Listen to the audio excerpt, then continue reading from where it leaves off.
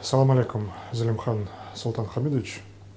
Мы давно ждали этого интервью, потому что после шумных событий в Ингушетии, связанных с уточнением, корректировкой границы, очень много высказывалась протестно настроенная часть ингушского общества, которые выходили на митинги, в том числе и у нас на видеоканале давали интервью. Но мы очень хотели услышать и позицию власти тоже. Я благодарю вас за готовность дать интервью. Очень хотелось бы последовательно услышать позицию власти по наиболее спорным вопросам, которые живо и горячо обсуждаются ингушской общественностью. Самый первый вопрос, конечно, с чем вообще была связана необходимость корректировки существовавшей до этого границы? Это что-то, родившееся в кабинетах в Грозном и в Магасе, или это общероссийская инициатива по общефедеральному уточнению границ между субъектами Российской Федерации? Алейкум салам, Руслан. Спасибо, что вы изъявили желание взять интервью у одного из руководителей республики, председателя правительства. С октября месяца прошло много времени. Вы первый. За это мы благодарны. Я и глава, мы не сделали ничего, за что нам нужно было бы краснеть. И здесь у нас есть своя четкая, ясная позиция. Но сегодня я буду говорить за свою точку зрения, буду высказываться и как развивались события. Как вы знаете, республика образована 27 лет назад, и все эти годы ингуши добивались и добиваются реализации закона, российского закона о реабилитации репрессированных народов. Да, у моего народа возникают вопросы при наличии большого количества нормативных актов, которые восстанавливают права репрессированного народа, и почему не исполняются они. Как вы знаете, в 1944 году нас с другими народами Российской Федерации, Советского Союза тогда выслали в Сибирь. Это был геноцид нашего народа. Мы вернулись в свои дома, на свои земли, но о полноценном восстановлении государственности, попранных прав моего народа говорить не приходилось и не приходится. И первый документ был принят Верховным Советом СССР, это 14 ноября 1989 года, о признании незаконными и преступными репрессивных актов против народов, подвергшихся насильственному переселению и обеспечению их прав.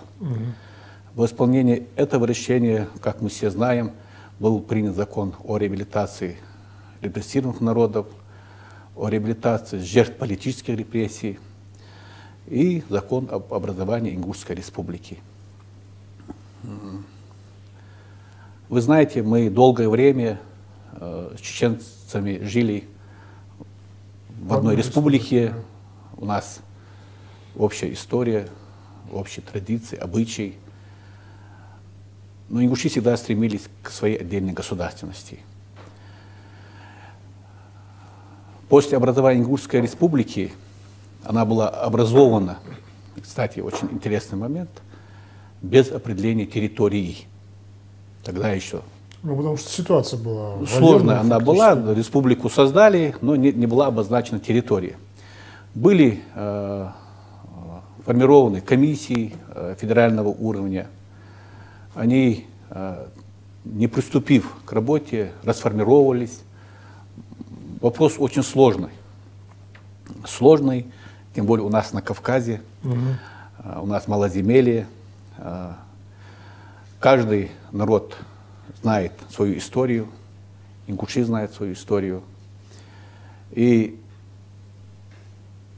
мы всегда стремились на мирных началах и понимая, что нет альтернативы мирному установлению границ.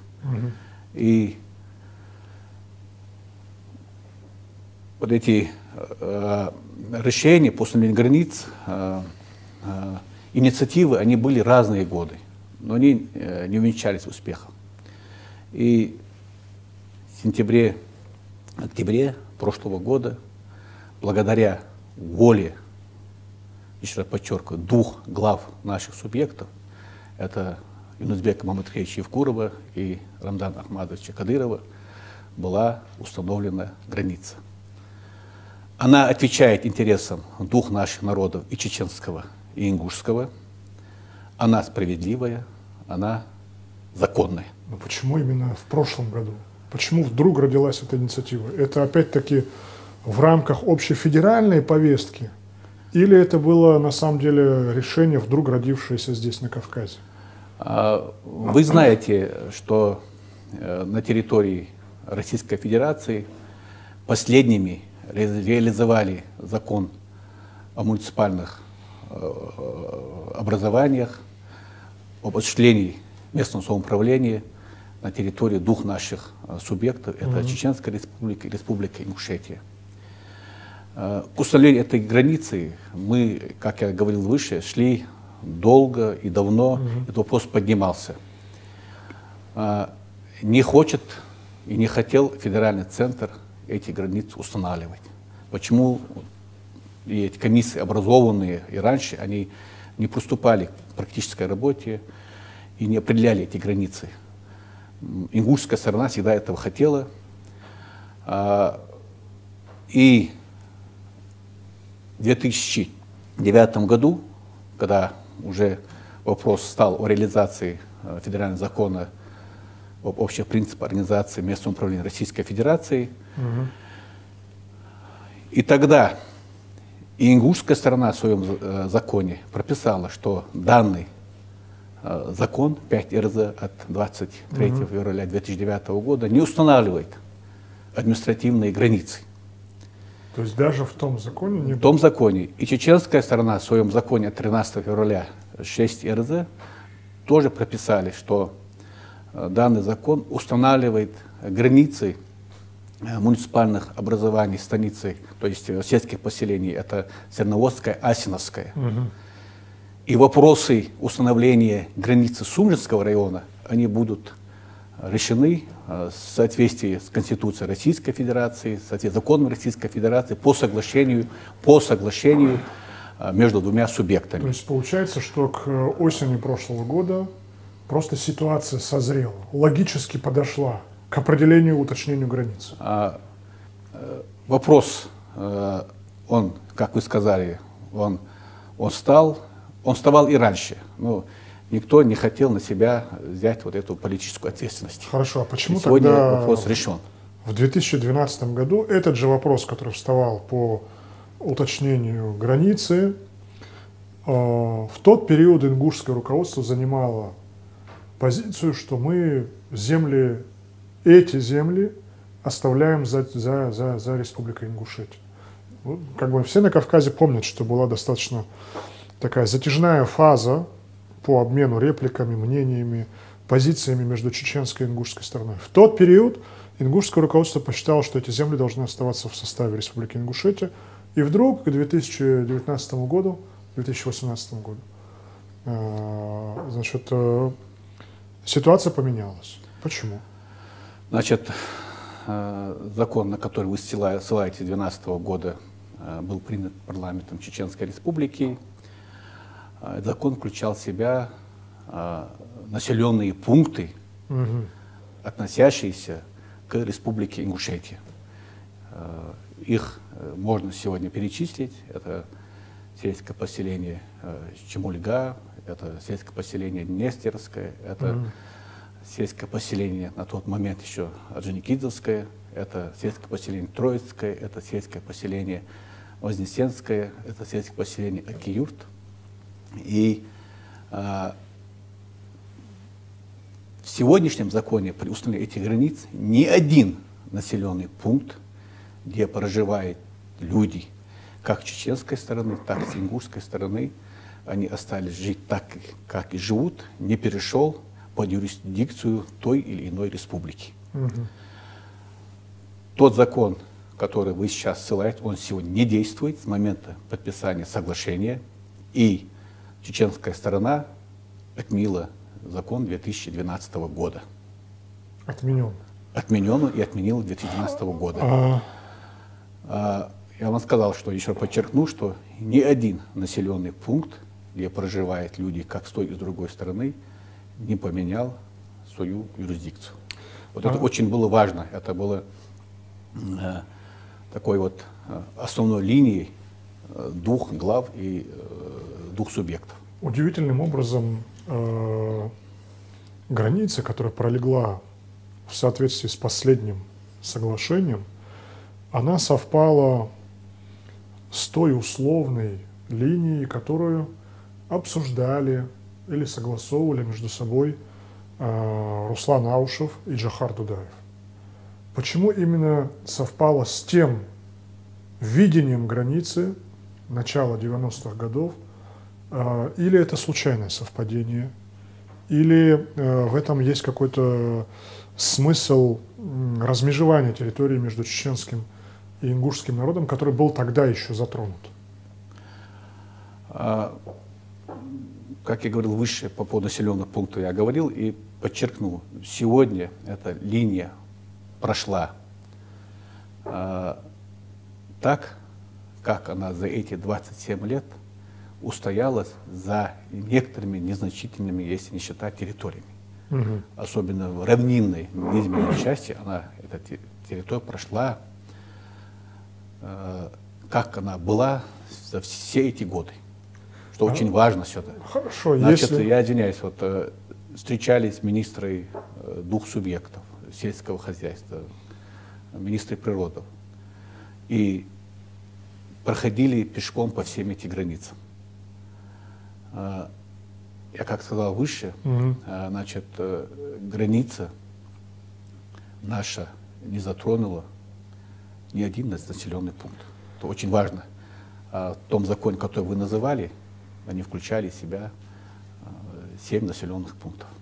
Хорошо. Вопрос такой. Для неингушского, не чеченского населения или зрителей я подчеркну, что при уточнении границы речь шла о закреплении территории за той или иной республикой, территории, на которой проживает субэтнос чеченского народа, субэтнос ингушского народа, арцхоевцы. То есть это еще один, скажем, народ войнахской группы, вот как исторически были чеченцы сформировались, алгаевцы, ингуши, исторически существовали арцхоевцы, которые на сегодняшний момент, часть вошла в состав чеченского народа арцхоевцев, часть вошла в состав ингушского народа. И речь как раз идет о спорном участке земли, который принадлежал арцхоевской общине исторически. И по этому участку земли высказывались арцхоевские старейшины, что они вроде бы не против того, чтобы эта земля считалась за Чеченской республикой, тем более, что арцхоевские фамилии живут и с той стороны. Миржоевы, Цичоевы и так далее. То есть я имею в виду с чеченской стороны. Но почему же тогда этот участок земли затронул и земли не арцхоевских фамилий? И почему представители этих тейпов не высказывались по поводу передачи этого участка земли? Вы говорили в своей речи об уточнении границы. Да. Мы сегодня установили границу, которой не было с момента образования двух субъектов. Да. То есть с момента образования Республики Ингушетия, с момента разъединения двух наших субъектов у нас не было установленной границы. Как не было этой границы по всему периметру Республики Ингушетия. Должна быть какая-то точка отсчета. Если мы говорим о государственном, национальном, территориальном образовании, что речь надо вести с 20 января 1921 года, с момента образования Горской республики. До образования Горской республики было на Кавказе в целом, это народонаселение, военно-народное правление, было проживание этносов, народов, ну, четкой определенной какой-то границы не было. Чеченцы говорили: ингуши, мы с вами братья, вы с чем пришли на момент объединения в 1934 году, с тем и уходите. Ингушская сторона говорила: с чем вы уходили из состава Горской республики, с тем и вы уходите. Значит, предметом спора становился, ну, на тот момент, как называл, Сунжский казачий округ, или же, по-другому, сегодня это бывшая территория Сунжского района Чиассер, она идентична по размеру, она идентична.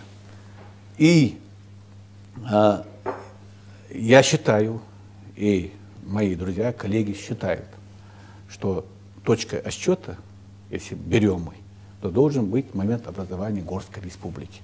В противном случае мы уйдем с вами далеко, возможно, и до времен Адама и Евы. Потому что у каждой страны есть своя правда. Свои аргументы. Свои аргументы они приводят, как и мы, как и другие стороны приводят. Мы должны быть готовы к дискуссии, мы были готовы к дискуссии. Если предмет торга — это территория Сунжского района Чиассер, части Малгобекского района, или же Сунжский казачий округ, сегодня здесь вопрос стоял, за исключением Серноводской и Асиновской. Остальная часть перешла к республике Ингушетия. Она перешла. Я почему на это акцентирую внимание? В этом споре, Руслан, здесь нас смотрят и мои братья-чеченцы, и другие братские народы Кавказа и России, понимаю, что мы живем в России. Здесь нет проигравших. Здесь выиграли обе стороны, оба народа. И здесь оба народа должны быть благодарны двум руководителям и, конечно же, тем руководителям федерального центра, которые поддерживали. Скажу, это не была инициатива федерального центра. Не была инициатива федерального центра. Это была инициатива с мест. И эти постоянные конфликты на границе, они возникали на бытовом уровне. Ну, мы помним об этих. Да, зная историю, об этих случаях напряжения. Никогда конфликтов между чеченцами и ингушами не было. И, альхамдулиллах, что никогда не пролилась кровь. Это очень важно, вот этот момент тоже подчеркнуть и понимать. Если мы с вами, народы Кавказа, пойдем за правдой, и мы знаем, кто где как проживал, и уступим чужие территории, я уверен, что мы здесь на Кавказе будем долго еще жить в мире и согласии, и наша страна будет только крепнуть. Всевышний дарует мир и крепкие отношения между братскими соседними народами в границах единой страны. Вопрос такой. Если с точки зрения власти все так логично и последовательно, почему эту логику, это обоснование власть не озвучила перед населением своей республики до подписания этого соглашения? Ведь, как заявляют протестующие, их больше всего возмутило то, что это соглашение готовилось без согласования с общественностью, с историками, со старейшинами, что даже с депутатами не обсуждался этот вопрос, что даже депутаты Народного собрания были не в курсе, депутаты Государственной Думы от Ингушетии. Зачем нужна была такая секретность, что ли, подготовки этого соглашения, тем более учитывая уязвленную историческую память ингушского народа, связанную с пригородным районом и с не до конца реализованной реабилитацией репрессированного ингушского народа в своих правах и территориях. Ведь было понятно, что реакция будет предельно болезненной со стороны ингушской общественности. Советоваться с народом это всегда полезно, это нужно делать.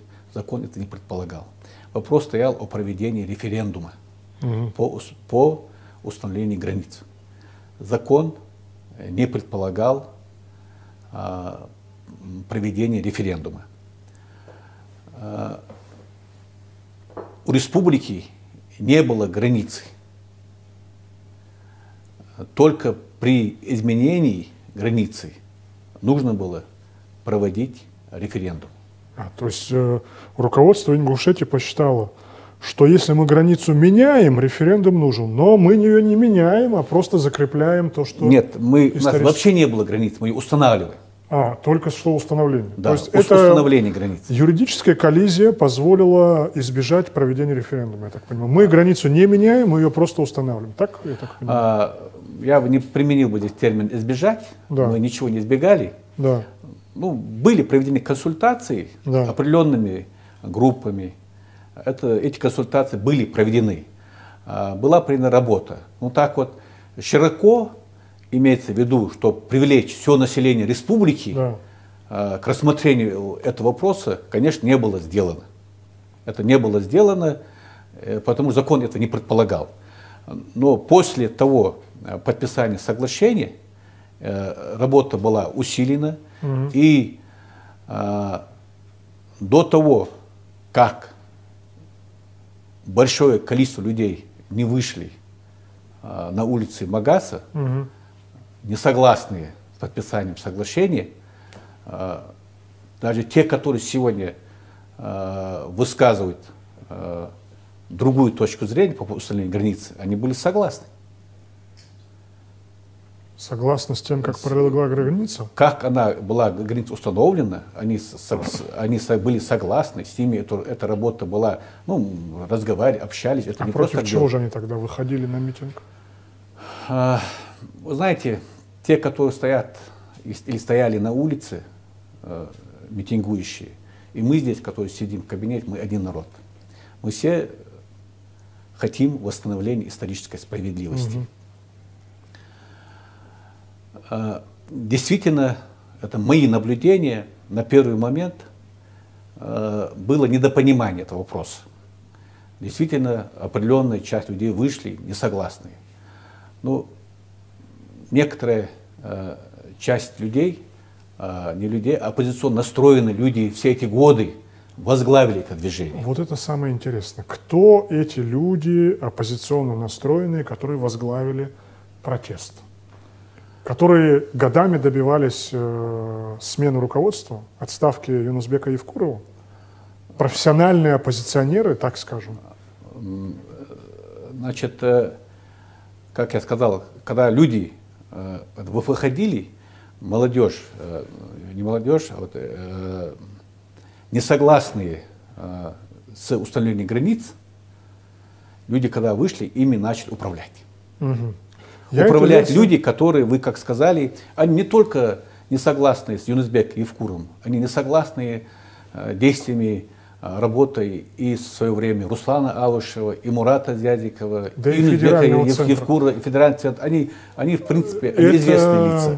Этот расклад по Ингушетии известен многим кавказоведам, что в Ингушетии есть группа, назовем, профессиональных оппозиционеров со стажем, которые годами добиваются отставки главы республики, и многих других там вопросов. Но при этом те, кто наблюдал за митингом, видели, что первую инициативу созыва митинга озвучили не профессиональные оппозиционеры, добивавшиеся отставки Евкурова, а озвучила группа инициативных общественников, скажем. Там были 3 лица, это Мальсагов, Костоев, Чемурзиев, которые записали первое видеообращение, тревожное видеообращение к народу Ингушетии. И первый митинг как мы видим это из Москвы, из соседних республик Кавказа, он проходил в основном не под политическими требованиями, а под требованиями отмены соглашения. И только ко второму митингу мы видели, что к требованиям по границе и соглашению добавилось требование отставки главы республики. То есть если говорить, что группа профессиональных оппозиционеров со стажем попыталась управлять этой волной митинга и волной протеста, они смогли это сделать, оседлать этот протест, так получается, только ко второму митингу. Согласование на проведение этого публичного мероприятия, как председатель, правительства давал я. Угу. Мы, конечно, наблюдали, они вот здесь за окнами стояли. Да. Было понимание, что это наш народ, мой народ. И когда выдвигали требования по вопросу отмены соглашения, мы прекрасно понимали, там были вопросы, больше возникали из-за того, что нет понимания глубины этого, этого самого вопроса. Со стороны митингующих. Да, глубины. Конечно же, это очень удобно. Это же самое уязвимое чувство, как бы задето, граница, территории. Вести людей очень легко было заблуждение. Угу. Часто мне тоже докладывали, приходили, общались и дома. А вы знаете, где эта граница проходила? Нет. А вы знаете, где Фортанка? Нет. Значит, возникали вопросы. Это вы спрашивали у митингующих? Нет, дома, у себя там, и у митингующих люди приходят. Конечно же, в своей массе люди не знали, где эта граница, и как она установлена, и как она проходила. Здесь мы когда спрашивали, и мнение людей, мы же узнаем, люди, которые не знали, но которые поверили тем, которые ведут этот митинг ведут, что отдали значительную часть территории республики. Да если все те, кто стояли во главе этого митинга, отдадут, я лично не отдам ни пяди нашей земли. Ущерб своему народу. Угу. И такого же мнения и глава республики. Мы отвечаем сегодня за положение дел в республике и в целом за народ. Говорить, не неся ответственности, конечно, легче. И то, какую цель преследовал, сегодня видно. Конечно, они все преследовали, многие, я имею в виду, опять-таки, тех, которые стояли впереди, которые давали микрофон тому или иному лицу. Я вот их имею в виду сегодня, тех, кто давали этот микрофон, кому говорить и как говорить, и когда говорить, что ими руководствовало. Аллах нас, всем судья. Ну хорошо, мы же говорим обо всем открытым текстом. Да, конечно, открыто. Да. Мы говорим, что имела место волна народного возмущения, это вполне естественно. Да. Это никто не отрицает. Нет. Учитывая, что народ не был извещен о решении руководства республики. Имела место и попытка профессиональных оппозиционеров возглавить протест. Об этом тоже никто не спорит. Тем более Ингушетия не единственное место, где это происходило. Пожалуйста, в Египте, где происходили митинги против Хосни Мубарака, то же самое. Сначала народ вышел, потом появились профессиональные оппозиционеры, требовавшие полной смены руководства страны. Но в таком случае получается, за что и кто был арестован? Кто эти 30 человек, которые задержаны и сегодня находятся за решеткой? Кто они? Это именно те лидеры протеста, которые призывали к отставки Юнусбека Евкурова? Или это те люди, которых власти подозревают в том, что они спровоцировали потасовку на втором митинге, который уже происходил весной? Повестка дня митингующих, она менялась. Так. От территорий, от границы Чеченской Республики до отставки парламента, правительства, до границы Северной Осетии, Алания и другие вопросы. распуск парламента, потом распуск правительства. Это все менялось. Мы должны сами понимать одну вещь. 13 дней, когда первый митинг стоял, я свидетель, как говорил, рядом все происходило.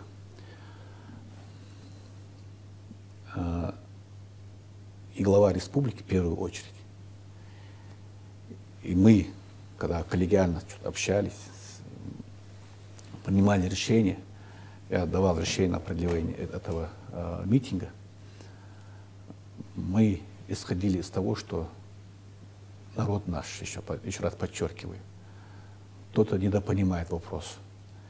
В своей массе люди, уверен, да, сейчас в своей массе искренне верили, что граница установлена несправедливо и под давлением. Скажу, что никакого давления при установлении границы не было. Еще раз подчеркиваю. Закон есть закон. 13 дней были, стояли, дали возможность. Хорошо. После конец октября, ноября 3 дня. Потом в ноябре еще определенное время. В декабре обращается, согласовываем мероприятие.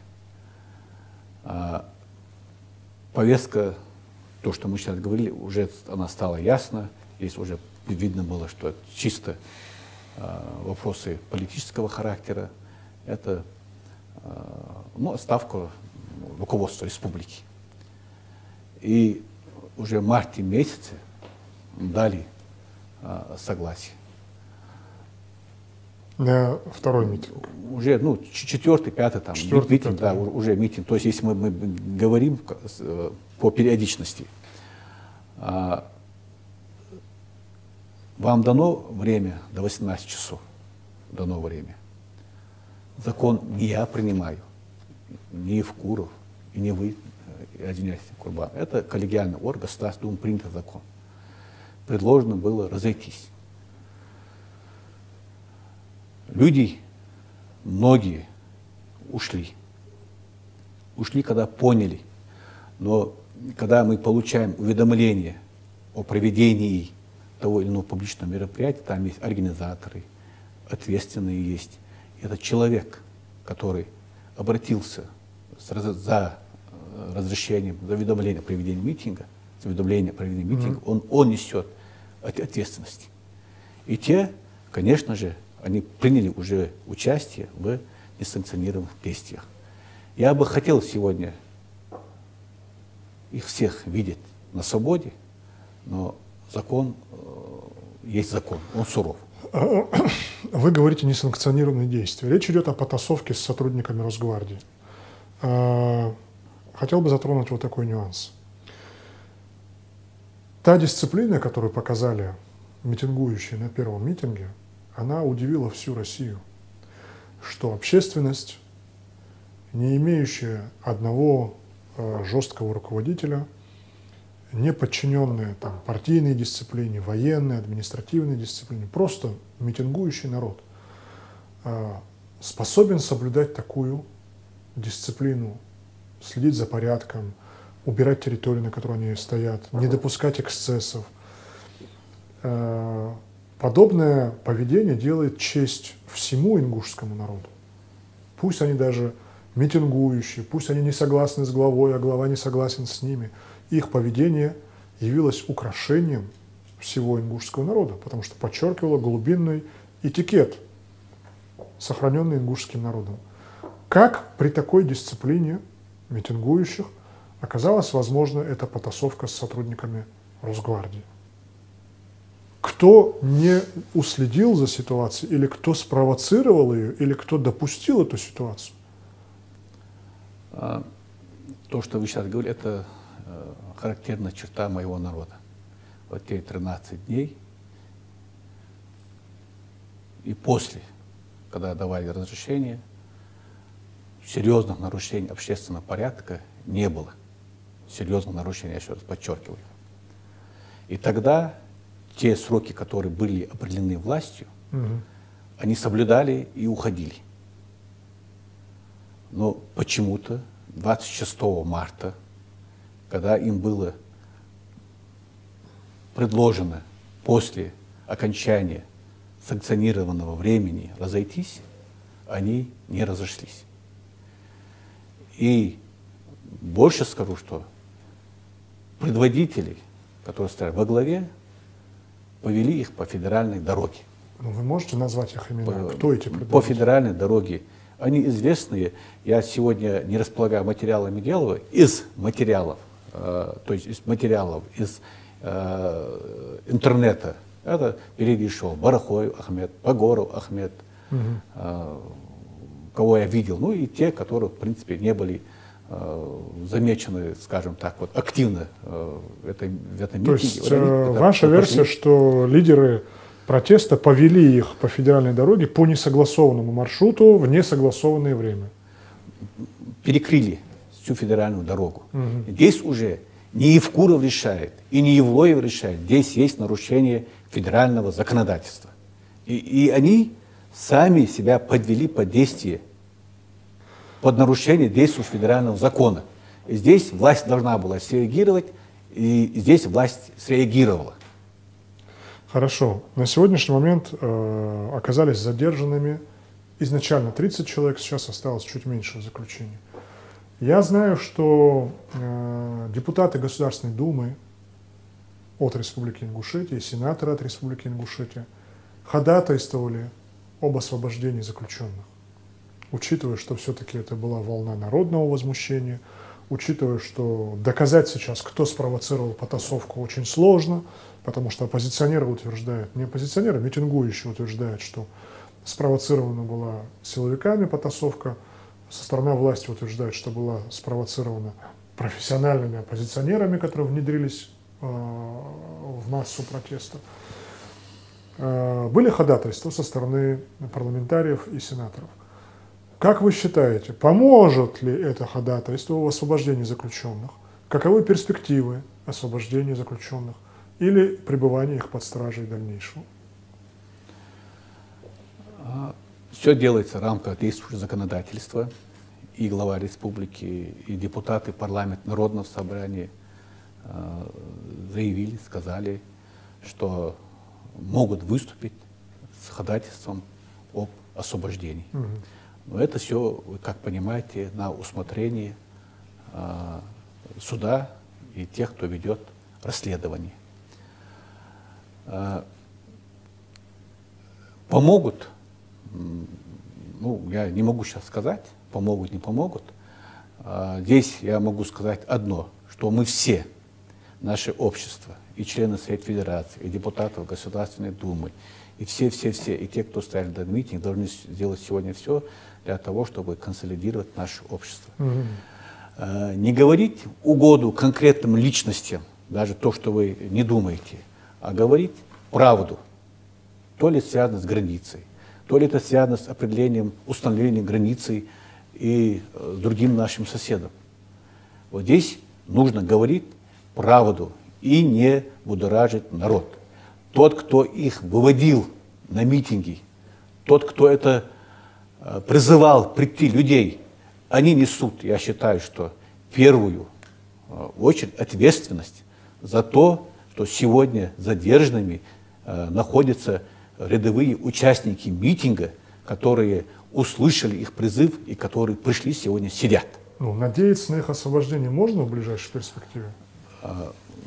Мне сложно говорить, это вопросы не моего ведения, но я считаю, что можно обратиться, нужно обратиться. Их освобождение способствовало бы преодолению вот этого раскола, который мы получили в результате этих митингов и несогласия с соглашением по границе. Это способствовало бы сближению сторон митингующих и властей? Это способствовало бы успокоению членов их семей. Это способствовало бы. А вы знаете, большое количество людей, Руслан, людей, которые были не согласны с организаторами этого митинга. Не согласны, потому что люди боялись провокаций. Сегодня мне жалко родителей тех молодых людей, которые сегодня сидят. тюрьме, потому что нарушен закон. И сегодня ни Евкуров, ни члены Совета Федерации, ни депутаты Государственной Думы, ни покорный ваш слуга не могут освободить этих людей. Мы должны ходатайствовать и просить Всевышнего для того, чтобы все-таки этих людей освободили. Я еще раз подчеркиваю, если они выйдут и дальше будут призывать к необдуманным, насильственным действиям, вот в чем вопрос. Насколько осознали они вину и свою ответственность за то, что происходило. Я еще раз говорю, высказывать свою точку зрения можно. Можно не соглашаться с границей. Я тоже многим чем не согласен. Но если я вас не слышу, или если вы меня не слышите, это не значит, что я должен на вас набрасываться. Значит, есть и другая точка зрения, и которые стояли сегодня впереди митингующих, некоторые из них в свое время были и депутатами Народного собрания. В чем фишка любого коллегиального органа? Значит, ты должен быть убедительным. Если ваша точка зрения не слышится вашими коллегами, значит, вы не были до конца убедительными. Значит, эту работу надо было проводить в стенах парламента. Эту работу нужно было проводить с общественными организациями, объединениями, встречаться, выходить на встречи, объяснять, а не выводить народ на улицы. Вот в чем проблема. То, что 13 дней стояли, не было нарушений, конечно, я еще раз говорю, это не заслуга организаторов митинга, это заслуга моего народа, ингушского народа, потому что они воспитаны. Сейчас скажите, пожалуйста, оппозиционеры или противники соглашения по границе подают ли заявки на новые митинги и готовы ли вы согласовать эти заявки? Есть желание повторно выходить на митинги, высказывать свою позицию? Или митинги за освобождение заключенных? И готова ли власть позволить сегодня состояться новым митингом? Любое уведомление, поданное с соблюдением действующего законодательства Российской Федерации Республики Ингушетия, будет рассмотрено и принято решение в соответствии с законодательством. А кто им давал разрешение и в прошлом году, и в этом году? Кто им согласовывал эти мероприятия? Мы же, местная власть, руководство республики. Кто им запрещал высказываться? А почему? Я бы хотел бы также призвать к ответственности тех, которые сегодня, алхамдуллах, их немного, но которые брали в руки микрофон, оскорбляли конкретные личности, и этим оскорбляя свой народ. Очень болезненная и чувствительная тема для кавказского общества и особенно ингушского, у которого чувство горского этикета, ощущение и, скажем, следование горскому этикету находится все еще на очень высоком уровне. Это взаимные оскорбления, которые прозвучали на этом митинге. Самое страшное, я повторюсь, я говорил об этом в предыдущих интервью, это даже не призывы к пересмотру соглашения, это даже не призывы к отставке главы республики, а заявление, безответственное заявление о том, что чеченский и ингушский народ братьями не являются. Это самое страшное, на мой взгляд, то, что прозвучало на этом митинге. Кто стоял за этими провокационными заявлениями? И как вы, представители власти, реагировали на обвинения в свой адрес, которые звучали достаточно болезненные, достаточно чувствительные для самолюбия, для достоинства. Обвинения даже в том, что власть отвернулась от народа, что власть предала интересы ингушского народа. Как сегодня власть и митингующие теперь будут идти к сближению, если было сказано столько всего в адрес друг друга? Тем более в комментариях анонимно звучали еще более хлесткие заявления. Чеченский и ингушский народы, они совместно переносили большие тяготы и в 20-м веке. Мы были вместе в ссылке. В начале 90-х годов на территории двух этих субъектов проходили контртеррористические операции. Именно борьба в своей массе с международным терроризмом. Сегодня, когда наступил долгожданный мир и в Чеченской республике, и в республике Ингушетия, мы, здравомыслящие люди, не должны допустить повторения. У нас, у чеченцев с ингушами, вера одна, язык очень схож, обычаи, традиции близки. Мы два родственных, близких народа. И никто никогда не сможет бить клин.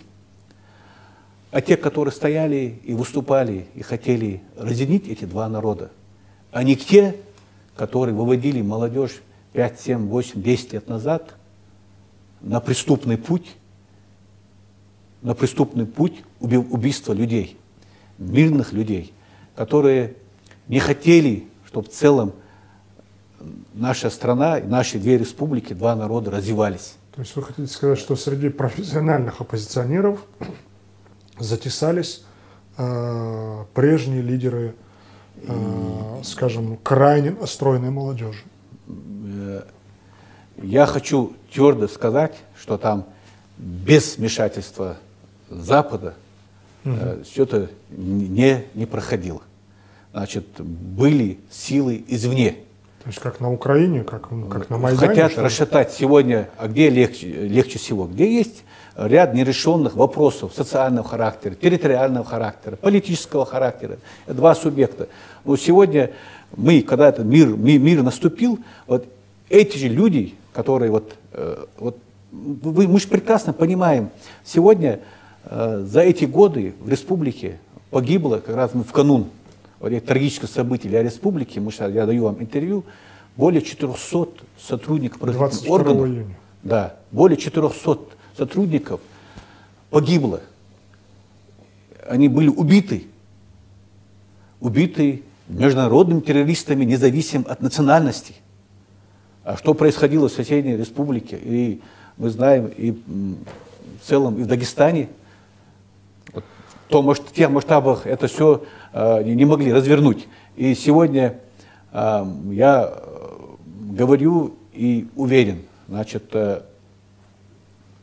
мы один народ, я имею в виду и те, которые стояли и на митинге, и сегодня даже те, которые сидят в тюрьме, и те, кто сидят в этих кабинетах, сегодня в кабинете, завтра мы все на улице. Значит, мы сегодня должны сделать все для того, чтобы сохранить нашу республику. И для этого мы прилагаем все усилия.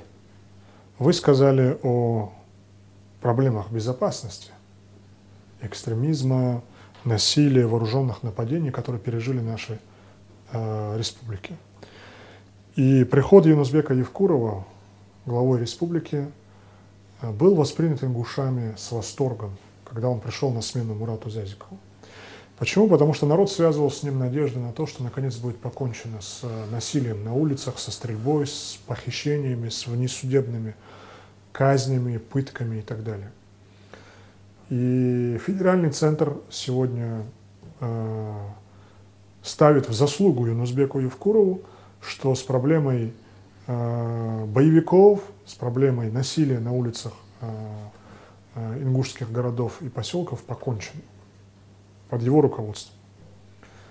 Но вы, как представитель правительства, что считаете самым главным достижением Евкурова в плане социально-экономического преображения Ингушетии?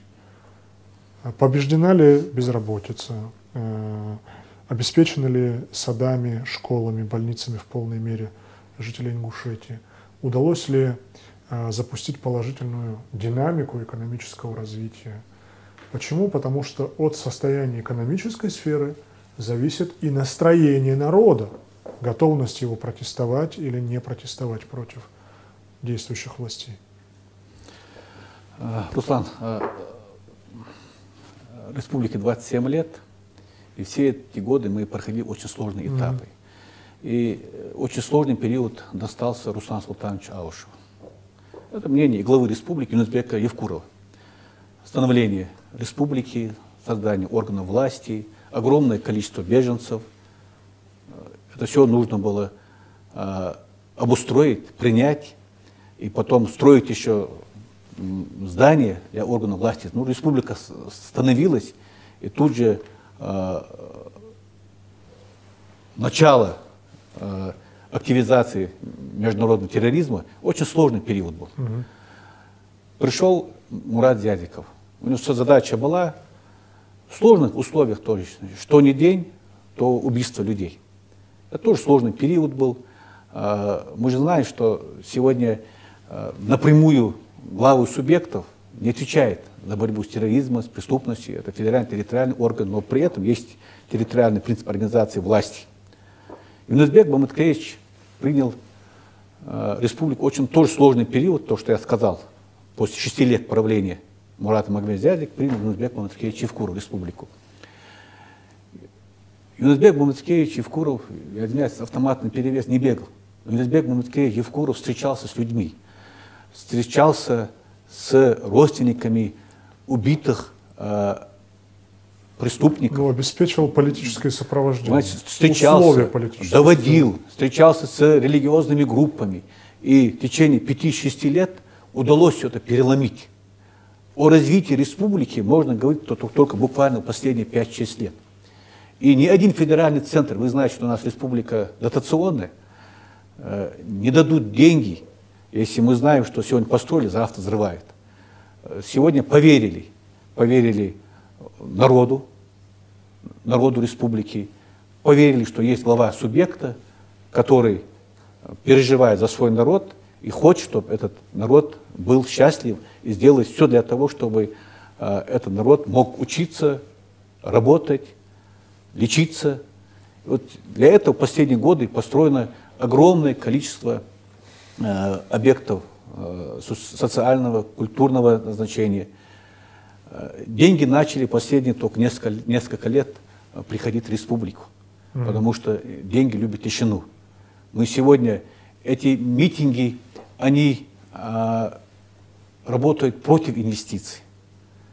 Они не помогают бизнесу. Они сегодня средств массовой информации узнается, что там-то какие-то волнения. И туристы не хотят приезжать в республику. Значит, тот, кто хотел вложить деньги, думает, а давай успокоимся. Завтра тот уйдет, другой уйдет.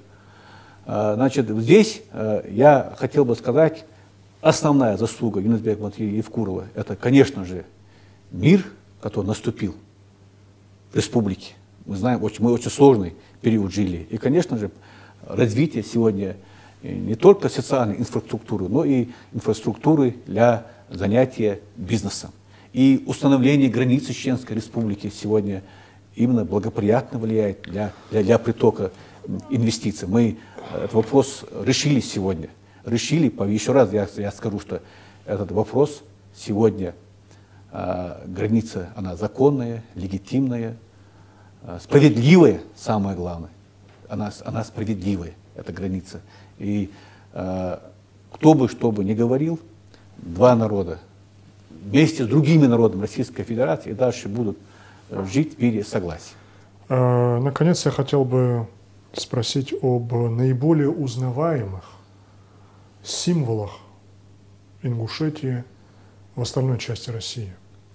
Сегодня Ингушетию знают в России по курорту, который мы старались вместе развивать. Я, кстати, работал в курортах Северного Кавказа. Старались развивать в Джейрахском районе. Это начало было положено еще Русланом Малышевым строительством лечебно-оздоровительного комплекса Армхи. Знают республику по городу Магаз, который вырос фактически после перестройки на пустом месте и стал одним из символов такого высокотехнологичного, современного города на Кавказе в условиях фактически постконфликтных, послевоенных. Узнают республику и по символу башни Согласия, к строительству которого приложил руку депутат Алихан Харсиев. И вот по такому грандиозному проекту,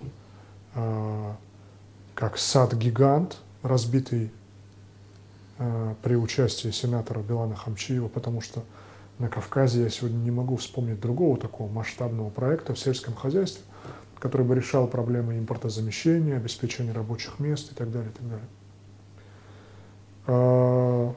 Можете ли вы назвать, насколько все эти проекты на самом деле придали динамику, положительную динамику развитию ингушского общества, и какие еще точки роста, экономического роста, социально-экономического развития вы, как председатель правительства, можете обозначить? Спасибо. Самый большой потенциал любого народа — это, понятно, любой республики, государства — это народ, это люди. Буквально на днях у нас должен быть зарегистрирован 500-тысячный житель республики. Для того, чтобы мы развивались, для того, чтобы мы сегодня учились, с помощью федерального центра строится огромное, большое количество, как я говорю, школ, детских садов, домов культуры. Символом богатства республики сегодня у нас башня Согласия, если мы говорим из рукотворных объектов, которые построены. Интересно, у нас автобусные остановки, да, вроде кажется так вот незначительно, но все равно сегодня приходила делегация, отмечали. Оптово-распределительный центр, «Сад-гигант», крупнейший в Европе. Агрокомплекс Сунжа на 10 тысяч гектарах. Уже есть у нас парники, и дальше расширяемся. 20 до 20 тысяч, до 30 тысяч будет гектаров.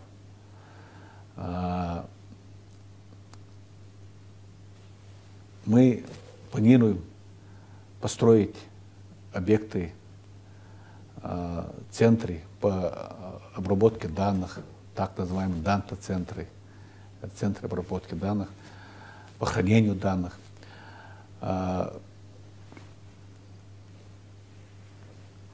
Если мы говорим мы сегодня о наших природных достопримечательностях, то, что мы говорим, видим, это, конечно же, наши величественные горы, это гора Столовая. Из древних рукотворных это, значит, наши башни, аналог которым нет нигде. И мы хотим для этого тоже развиваться. У нас есть свой университет, Ингушский государственный университет, есть сегодня колледжи.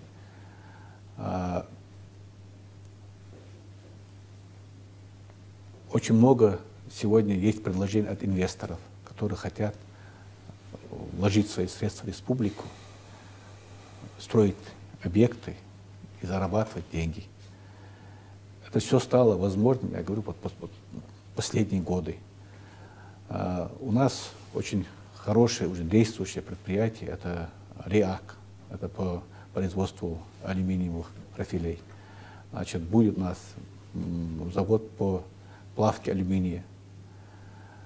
Это я называю не все объекты, только вот некоторые объекты. И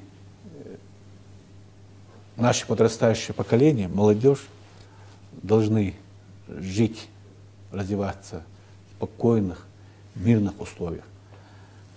У нас есть вопросы еще политического характера, но их мы будем решать очень грамотно, корректно, и чтобы не навредить целым нашим взаимоотношениям, которые сложились сегодня на Кавказе между нашими народами. Дай Бог мира и процветания ингушскому народу, Ингушской республике, преодоление того раскола и непонимания, который сложился за последний год вокруг этого спорного решения по границе.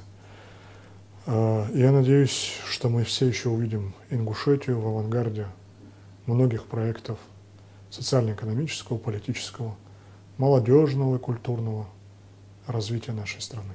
Спасибо, Руслан.